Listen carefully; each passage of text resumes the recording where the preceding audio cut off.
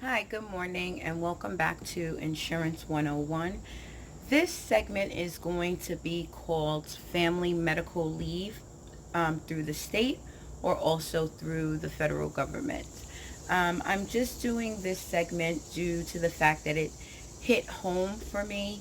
Most of you that actually personally know me, I lost my twin sister on June 3rd of 2019, so of this year, and I buried her on June 15th of this year. So at this particular point in time, she left behind three beautiful, amazing, challenging children who need to, no need to say they are a blessing.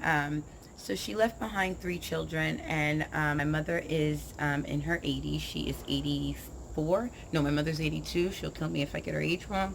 My dad is 84, and at this point in their lives, they've already raised their wonderful children. Hey. Um, and so now, I can't leave my mom with that burden. However, at this point, I needed now to be able to take off from work in order to basically obtain custody and guardianship of the children. So there is something that New York State has adopted called paid family medical leave. So it actually gives you 10 paid weeks of bonding for those children. So what you can take it consecutively or intermittently. Now, what I did was, in order to find out to make sure that my job was covered for this, I went and called the people. Since I do insurance, I just went to I went and found out who my disability carriers were. And for me, my disability carriers are Shelter Point, and I have to tell you, they were amazing through this whole experience. So only thing I needed to do was fill out that paperwork. I had to then turn around and submit it to my employer. My employer then turns around and signs off on it.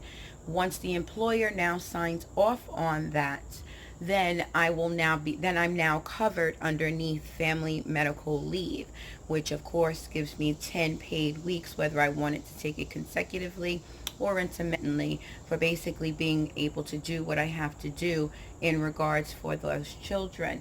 So this actually protects your job while you're out, because most people, of course, need to have a job to come back to in order to feed their families. Now, every employee who has worked for the same employer in New York State for at least 26 weeks is eligible for paid family leave upon qualifying events. So the employers must have worked for a consecutive 26 weeks. So it requires an FMLA, which is Family Medical Leave Act, and that is through the government. That requires that the employees have worked 1,250 in the last 12 months. So through the federal Family Medical Leave Act, it actually gives you 12 weeks of coverage, and it gives you up to 12 weeks to have your job protected. However, underneath the state, I don't believe that you're actually paid for that. But again, what you just want to do is make sure that you check with your local insurance carrier, or whoever the person is that is going to be, you know, handling that portion of the claim. So a lot of people don't know these things. So this is something that I just wanted to go ahead and share. I know that this is not something that might be very common, but just in case you have, let's say, a sick mother, a sick father that you need to actually go ahead and care for, and you need some time for that, or even if you need basically time, I believe that, if I'm not mistaken, but again, I want everybody to check with your local before you go ahead and say, yes, I'm going out on family medical leave. Don't forget, it has to be approved, but you want to make sure that the thing that you're going out for is going to be covered.